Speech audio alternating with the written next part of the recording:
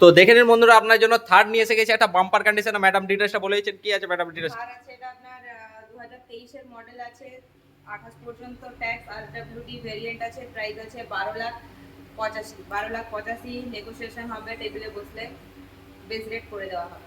Best rate করে দেবে। গাড়ির কন্ডিশনটা আপনাদেরকে একবার দেখিয়েছি, গাড়ির কন্ডিশন দেখে নিন। রেয়ার হুইল ড্রাইভ আছে, গাড়ি টপ মিন কন্ডিশন আছে, একদম বাম্পার কন্ডিশনে। গাড়ি কিলোমিটার অবধি আপনাদেরকে দেখিয়েছি, ভিতরের কন্ডিশনও দেখিয়েছি।